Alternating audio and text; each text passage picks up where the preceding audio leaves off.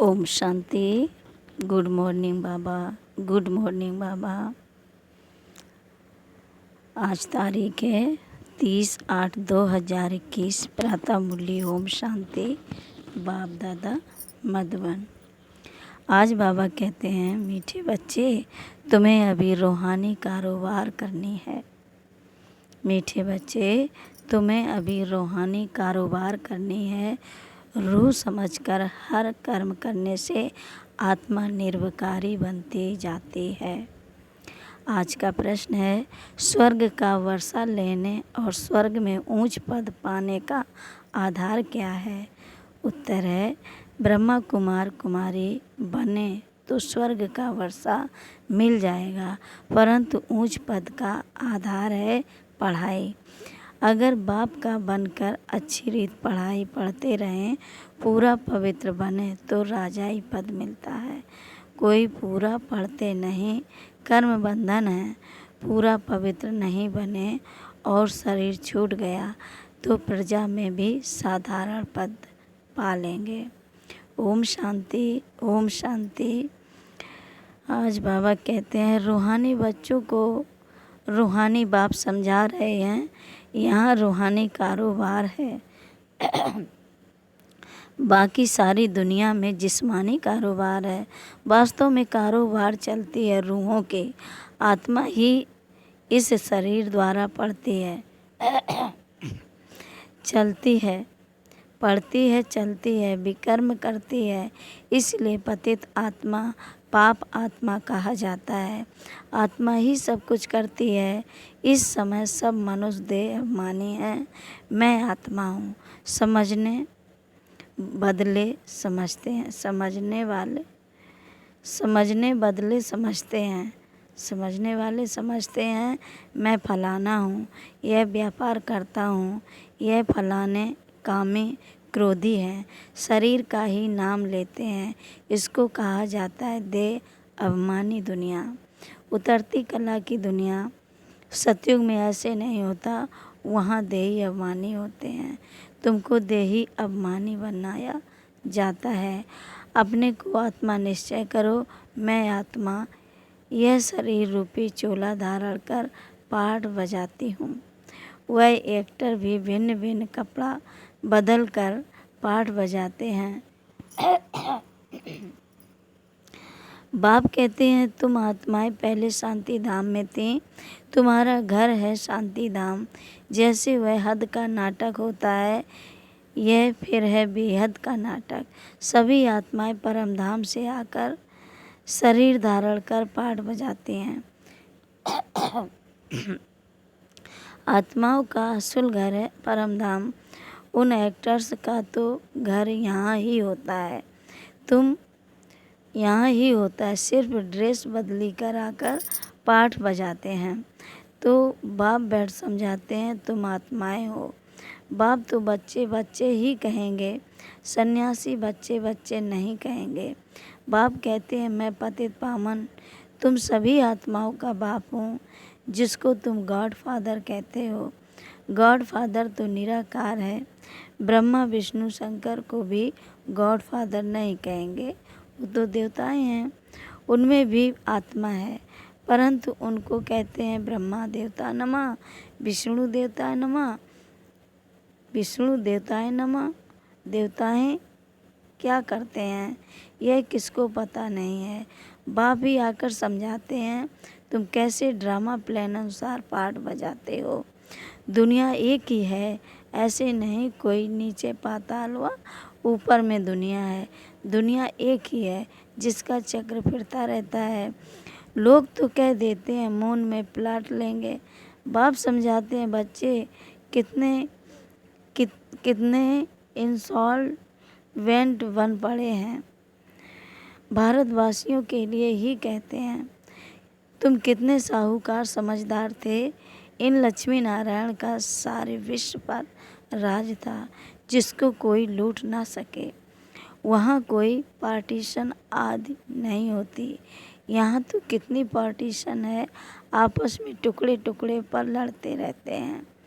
तुम सारे विश्व के मालिक बनते थे। सारा आकाश, पृथ्वी, समुद्र सब तुम्हारा था, तुम उनके मालिक थे। अब तो टुकड़े हो गए हैं, यह किसको पता नहीं है। भारत ही विश्व का मालिक था। बाप समझाते हैं, आत्मा को जो पाठ मिला हुआ है वह कभी घिसता नहीं, चलता ही रहता है। अभी तुम फिर से मनुष्य देवता बन रहे हो, फिर 84 जन्म लेंगे। तुम्हारा पाठ चलता ही रहता है, कभी बंद नहीं होता है। कोई मोक्ष आदि पाते नहीं। जितने अनेक गुरु, अनेक शास्त्र, उतनी अनेक मतें होती हैं। मनुष्यों में कितनी अशांति है, जहाँ भी जाओ कहेंगे मन को शांति कैसे मिले। यह देह अभिमान में आकर कहते हैं। बाप समझाते हैं, मन और बुद्धि यह है आत्मा के आर्गन्स, बाकी यह सब शरीर की इंद्रियां हैं। आत्मा कहती है मेरे मन को शांति कैसे मिले। वास्तव में यह कहना गलत है। तुम आत्मा हो, तुम्हारा स्वधर्म ही शांत है।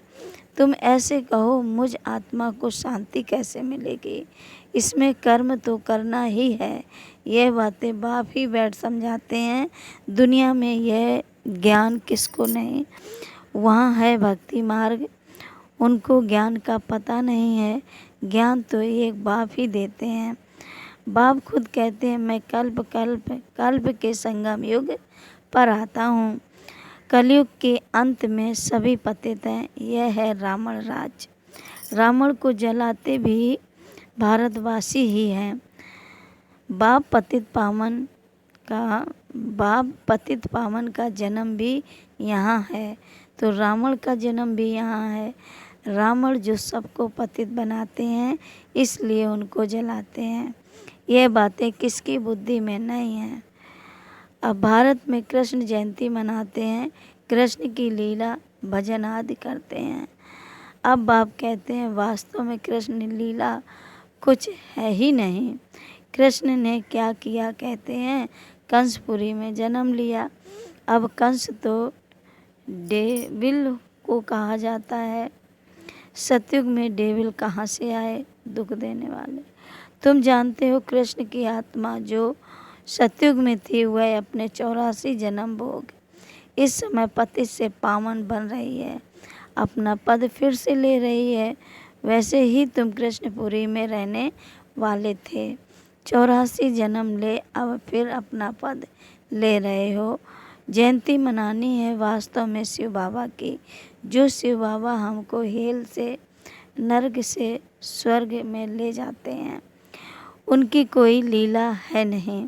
कहते हैं कि हे पतित पावन बाबा, आओ, आकर हमको हेल से हेवन में ले जाओ।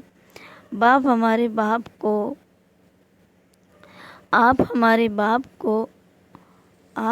बाप हो तो हम स्वर्ग में होने चाहिए। हम विशिष्ट दुनिया में क्यों हैं, इसलिए बुलाते हैं। हे गॉड फादर, हमको इस दुख की दुनिया से लिबरेट करो। यह भी ड्रामा में नोंद है। बाप कहते हैं इस ड्रामा को कोई जानते नहीं। शास्त्रों में ड्रामा की आयु लंबी लिख दी है। नई दुनिया को पुरानी दुनिया ही बनना है, सतो रजो तमो में आना ही है। यह है बेहद की बात। अभी तुम फिर से विश्व के मालिक बन रहे हो। भारतवासी जो नई दुनिया में थे वही 84 जन्मों का पाठ बजाएंगे। अभी तुम पवित्र बनते हो, बाकी सब मनुष्य पतित हैं। तब तो पावन के आगे जाकर नमन करते हैं। पावन को पावन नमन क्यों करेंगे। सन्यासी पावन हैं, तब तो पतित मनुष्य उनके आगे माथा झुकाते हैं। कन्या पवित्र है तो सब उनके आगे सिर झुकाते हैं। वही कन्या शादी कर ससुर घर जाएगी तो माथा टेकना पड़ता है। अभी बेहद का बाप आए हैं सबको पावन बनाने। वह सब है कलयुग में, तुम हो अभी संगम पर। अब तुमको पतित दुनिया में नहीं जाना है। यह है ही कल्याणकारी युग। बाप आकर सबका कल्याण करते हैं। तुम अभी कृष्ण जयंती मनाएंगे, नहीं तो लोग समझेंगे ये तो नास्तिक हैं। नास्तिक वास्तव में उनको कहा जाता है जो अपने बाप को और रचना के आदि मध्य अंत को नहीं जानते हैं। इस समय सब निधन के हैं, आरफन बन पड़े हैं, घर घर में झगड़ा है, एक दो को मारने में देरी नहीं करते हैं। इसलिए इसको नास्तिकों की दुनिया कहा जाता है। बाप को ना जानने वाले तुम हो जानने वाले। अभी तुम समझते हो कि हम पत्थर बुद्धि थे, बाप हमको पारस बुद्धि बना रहे हैं और कोई तकलीफ़ की बात नहीं।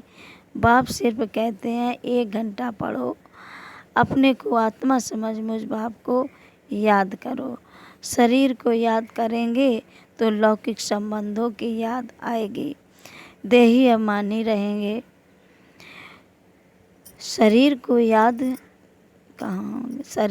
याद करेंगे तो लौकिक संबंधों की याद आएगी, और देही अभिमानी रहेंगे तो मुझ बाप की याद रहेगी। यह तो है ही विशेष दुनिया। विषय सागर में गोते खाते रहते हैं, विष्णु को क्षीर सागर में दिखाते हैं, कहते हैं वहाँ घी की नदियाँ बहती हैं, यहाँ तो घास लेट भी नहीं मिलता। फर्क है ना। तो तुम बच्चों को कितनी खुशी होनी चाहिए। बाप ही खिवैया है ना, गाते भी हैं नैया मेरी पार लगाओ। यह सब नैयाएँ हैं, खिवैया एक बाप ही है। यह शरीर यहाँ ही छोड़ देंगे, बाकी आत्माओं को पार ले जाएंगे शांति धाम, वहाँ से फिर भेज देंगे सुख धाम। परम पिता परमात्मा को ही खिवैया कहा जाता है। बाप के ही महिमा गाते हैं अनेक प्रकार से। अभी तुम पवित्र दुनिया के मालिक बनते हो। श्री श्री शिव बाबा आए हैं श्रेष्ठ बनाने। खुद भगवान कहते हैं यह भ्रष्टाचारी दुनिया है। अभी तुम परमपिता परमात्मा की श्रीमत पर चल भ्रष्टाचारी बनते हो। कितनी यह गुप्त रमणीक बातें हैं जो तुम बच्चों को ही समझ में आती हैं, औरों को समझ में आएंगी ही नहीं। तुम जानते हो कि अभी देवी देवता धर्म का कलम लग रहा है। जो भी देवी देवता धर्म वाले और धर्मों में चले गए हैं वही आकर फिर ब्राह्मण बनेंगे। ब्रह्मा कुमार कुमारी बनने बगैर बाप से स्वर्ग का वर्षा ले नहीं सकते। अभी तुम ब्रह्मा कुमार कुमारियाँ स्वर्ग का वर्षा ले रहे हो। जितना पुरुषार्थ कराएंगे उतना ऊंच पद पाएंगे। सब तो इतना नहीं कर सकते, पूरा नहीं पढ़ेंगे तो उसका नतीजा क्या होगा। अगर शरीर छूट जाए तो स्वर्ग में आ जाएंगे, परंतु प्रजा में बिल्कुल ही साधारण। अगर बाप का बनकर अच्छी रीत पढ़े तो राजाई पद पा सकते हैं, नहीं पढ़ते हैं तो समझेंगे उनकी तकदीर में नहीं है। पवित्र रहेंगे, पढ़ेंगे तो ऊंच पद पाएंगे। अपवित्र होने से बाप को याद नहीं कर सकेंगे। ऐसे भी बहुत हैं। कर्म बंधन का हिसाब जब टूटे, गाड़ी के दोनों पहिया पवित्र होंगे तो ठीक चलेंगे। वाह मेरे बाबा, गाड़ी के पहिया दोनों पवित्र होंगे तो ठीक चलेंगे। दोनों पवित्र रहेंगे तो ज्ञान चिता पर बैठ जाएंगे, नहीं तो खिटपिट होती है। बाबा कहते, कई बच्चे कहते हैं कि बाबा हम तो जानते हैं श्री कृष्ण सतयुग का पहला प्रिंस है, तो क्यों नहीं कुछ मनाएं हम। अच्छा, हम कृष्ण की आत्मा को बुला भी सकते हैं, आकर खेल पाल करेंगे, रास करेंगे और क्या करेंगी। गोपियाँ तो यहाँ ही होते हैं, वहाँ तो प्रिंस प्रिंसेस आपस में मिलते हैं तो रास करते हैं, सोने की मुरली बजाते हैं। यह सब खेल पाल तुम पिछाड़ी में देखेंगे। यह सब पाठ चलेंगे। शुरू में दिखाया गया, फिर तुम पुरुषार्थ में लग गए हो। अब फिर पिछाड़ी में साक्षात्कार होना शुरू होगा। कौन कौन किस पद को पाएंगे यह तुम जानते हो। बाप बैठ सब बाप बैठिए, सब राज समझाते हैं, तुमसे पूछते हैं वेदों शास्त्रों को मानते हो? बोलो हाँ, हम क्यों नहीं मानते हैं। यह सब भक्ति मार्ग की सामग्री है, इनमें कोई जान नहीं है। ज्ञान देने वाला तो एक है, ज्ञान मिलता है तो भक्ति आप ही छूट जाती है। तुम मंदिर में भी जाएंगे तो बुद्धि में रहेगा कि यह लक्ष्मी नारायण फिर अब नई दुनिया में राज करेंगे। बाप बच्चों को समझाते हैं दोनों तरफ तोड़ निभाना है, गृहस्थ व्यवहार में रहते पवित्र बनना है। श्रीमत कहती है पूरे पवित्र बनो, पूरा वैष्णव बनो और विष्णुपुरी का राज लो। अच्छा, मीठे मीठे शकील दे बच्चों प्रति माता पिता बाप दादा का याद प्यार और गुड मॉर्निंग। रूहानी बाप की रूहानी बच्चों को नमस्ते। हम रूहानी बाप को भी रूहानी बच्चों को भी याद प्यार और नमस्ते नमस्ते, गुड मॉर्निंग बाबा। धारणा के लिए मुख्य सार है, पहली पॉइंट है योग द्वारा कर्म बंधन का हिसाब किताब चुकतू कर पावन बनना है, ज्ञान चिता पर बैठना है, पूरा पूरा वैष्णव अर्थात पवित्र बनना है। दूसरी पॉइंट है अपने शांत स्वधर्म में स्थित रहना है, सबको शांति धाम की याद दिलानी है, कभी भी अशांत नहीं होना है। आज का वरदान है, मधुर वरदान है, नॉलेज द्वारा रावण के बहुरूपों को जानकर उसकी अट्रैक्शन से मुक्त रहने वाले हिम्मतवान भव। बाबा कह रहे हैं नॉलेज द्वारा रावण के बहुरूपों को जानकर उसकी अट्रैक्शन से मुक्त रहने वाले हिम्मतवान भव। जो बच्चे नॉलेज द्वारा रावण के बहुरूपों को अच्छी तरह से जान गए हैं, उनके आगे वह नज़दीक भी नहीं आ सकता, चाहे सोने का चाहे हीरे का रूप धारण करे, लेकिन उसकी अट्रैक्शन में नहीं आएंगे, उसके प्रभाव में। ऐसी सच्ची सीताएं बन लकीर के अंदर रहने का लक्ष्य रख हिम्मतवान बनो, फिर यह रावण की बहु सेना बाहर करने के बजाय आपकी सहयोगी बन जाएगी। प्रकृति के 5 तत्व और 5 विकार ट्रांसफ़र होकर आपकी सेवा के लिए आएंगे। आज का स्लोगन है, सेवाओं में सफलता प्राप्त करना है तो निर्माण चित्त की विशेषता को धारण करो, यानी निर्माण चित्त निरहंकारी बनकर की विशेषता को धारण करो। सेवाओं में सफलता प्राप्त करना है तो निर्माण चित्त की विशेषता को धारण करो। अच्छा, ओम शांति। प्रिय भाई और बहनों, अगर आपको वीडियो पसंद आए तो लाइक ज़रूर करें। ओम शांति, ओम शांति।